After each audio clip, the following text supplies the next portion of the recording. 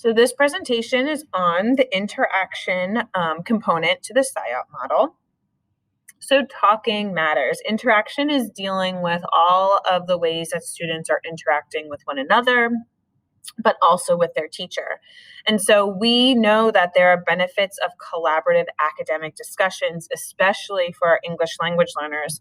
If you even just notice that term academic discussions, it really does suggest CALP, and we've mentioned BICS and CALP in the beginning of the semester. CALP is that academic language proficiency. It does take longer to develop, but so the more that we encourage students to interact in these academic discussions, the more they're able to build that language proficiency, which is really important. So we see that having these academic discussions offer students an opportunity to try new words, grammatical structures, and language functions. They can learn from their peers how to have advanced language proficiency. They'll start to notice, and where they're placed in these situations, they start to notice how their peers are talking and, using language, and they'll start to pick up on that. It also provides necessary language practice, which is really important. So ELLs need structured opportunities to practice in all subject areas. And I know we've mentioned this before and we keep coming back to it, but all teachers are English language teachers. They're all English language development teachers in a sense, right? Because language is always being used in our classes, whether we're reading, writing, or speaking. And so it's important that we're always supporting our English language learners in that way.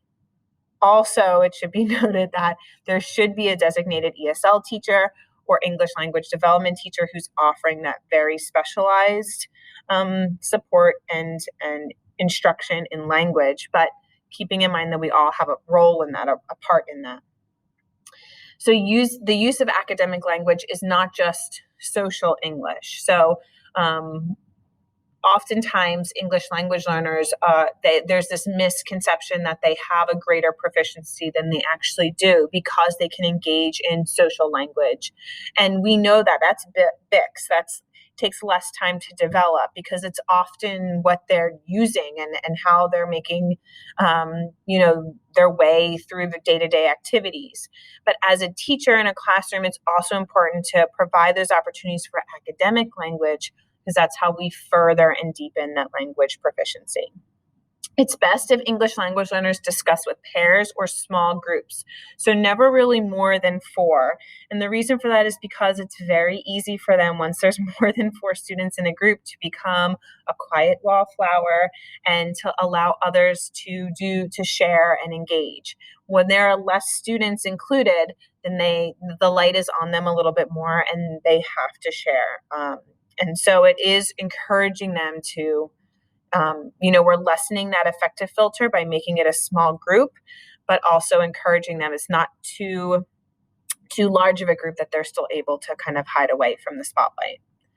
Less teacher talk, and this goes back to the activity at the start of this week, but we need to, as teachers, allow English language learners to engage academically more. All students, really, not just English language learners, to engage. And so that means that we should be facilitating more than talking. So that idea of use it or lose it is really important. And we may have heard this when we were learning languages in high school or whenever we learned another language, but that same idea applies. If we're not using the language, we will lose it. And so speaking and conversation help develop language, which is why it's important. We want our English language learners to be speaking and to be interacting with others. There are benefits to having students actively engage in interaction around subject matter. Some of them are this deeper understanding of text, including vocabulary learning. So there's thoughtful questioning that we can use to promote discussion that encourages our students to think critically. Oral language development, most obviously, I think. So just being exposed to and interacting with language moves students to higher levels of language proficiency. There's that brain stimulation, there's increased motivation, there's a reduced risk. So having students talk in small groups or pairs really minimizes the risk and allows ideas to flow more easily. That affective filter is much lower. It's not a whole class type of scenario where they're sharing in front of everyone. And it's having that smaller group then takes some of that pressure off. There's more processing time in a smaller group. We'll talk about that also a little bit later on in this presentation. And there's increased attention. So oral language development emphasizes the importance of balancing linguistic turn-taking between teacher and students and among students. So allowing students and teachers to take turns speaking in a balanced way highlights the practice of encouraging students to elaborate their responses rather than just accepting that yes, no, or one word responses or answers. So really encouraging language, not just yes, no responses. Reading comprehension skills and writing skills are positively correlated with oral language. We've talked about this too, I think, last week, but this idea that writing and reading and speaking are all very much interconnected, and they are. So we know development in one supports development in other areas, and this is also addressed through Common Core, and so we want to make sure that we're continuing that. It's all helping our students with their language development. So instructional conversations, they're also called academic conversations, but this is a teaching approach that emphasizes oral language development and promotes meaningful discussions around academic topics. So it emphasizes active student involvement and language-based teaching, and it differs from a typical instructional pattern. So the conversation approach is well suited for English learners who frequently find themselves behind their peers in most academic areas. So they could have low reading levels or underdeveloped language skills. So here is what the difference is, what it looks like for these different types of instruction. Typical instruction is usually teacher-centered. It's exact, so there are specific answers that the teacher's looking for when questions are being asked.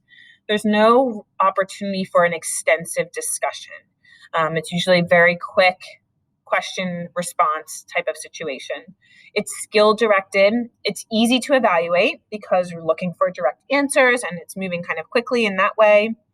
Check for understanding, and it's mostly literal level thinking and language use. Instructional conversation, on the other hand, is teacher facilitated, which means that the teacher's talking less and allowing the students to really rise up and have a larger role in the instruction. Many different ideas are encouraged. Oral language practice opportunities using natural language. It's extensive discussion and student involvement. So it really is focused around students interacting with each other and then the class coming together. There's a focus on drawing from prior background knowledge. The student level of understanding is transparent, and there's fewer black-white responses. So those yes-no responses, fewer of those and more open-ended, higher level thinking. And that goes to that last bullet there, mostly higher level thinking and language use being used then because the types of questioning have changed. So there are some advantages for teachers with these instructional conversations. It does support a culturally responsive classroom. It naturally activates the class's background knowledge. When teachers and students interact, it fosters a supportive environment, and it also builds a better rapport between teachers and students. And so all of that really works together to create a really supportive space in the classroom. Teachers are better able to determine individual levels of understanding than through this. So we know that effective SciUp teachers explicitly teach students rules for engaging in high quality discussions. We've mentioned before that our English language learners may not know how we go about conducting a discussion, taking turns, staying on topic, how we show that we're listening. And so it is important to at least address this with students, offer some sort of direction with this so that they know how to take turns, stay on topic, actively listen. They also structure their lessons in ways that promote student discussion. And so if you're carefully thinking through your language objectives for your lesson, then you'll be thinking of this too, hopefully. So we want to strive to provide a more balanced linguistic exchange between themselves and their students. There are times where as teachers, we have to deliver direct instruction. Ultimately, we are responsible for teaching the class. So there are times where we have to deliver that type of instruction, and we need to have there has to be a more teacher-centered role. But we also want to make sure that we provide other opportunities in the lesson where we're facilitating and students are rising up a little bit more and they're sharing and discussing much more. So those teachers, SIOP teachers who are doing this effectively, encourage extended expression from students when discussing the lesson's concepts. They take students beyond those simple yes/no answers. They use techniques such as offering restatements to scaffold replies and eliciting appropriate wait time. We're going to talk about wait time. That's a big deal. So, in other words, is that accurate? That would be another way that we could restate to make sure that we're supporting our English language learners. So by restating it, we can demonstrate or model what a more appropriate response would be, or using language that would be correct. So it's a way of redirecting a language, an issue with the language, or an issue with expressing the ideas that we noticed in their responses. So grouping configurations. There's a balance of teacher presentation and productive group work by students, and also benefits to having a balanced approach. So making sure that we're always including a variety of whole classroom discussion, small group activities, that sort of thing. So varying group configurations is really moving from whole class to small group, whole class to partners, or small group to individual assignments. And it provides students with opportunities to learn, discuss, and process. Allowing students to work together to critique or analyze material, create graphic representations of vocabulary terms, or summarize material, and makes information more meaningful and increases learning. So if you think about it, having these different grouping configurations allow students to get up, move. They go from a whole class to now individual work, or they go from whole class to small group. And so it really does allow students the break, that brain break that they need while they're moving around. They're able to refocus their attention in a different group. And so it is really beneficial to their overall learning. Changing group structures and activities enhances learning. So we know that our young learners really should just be 5 to 10 minutes per activity before we start losing their focus.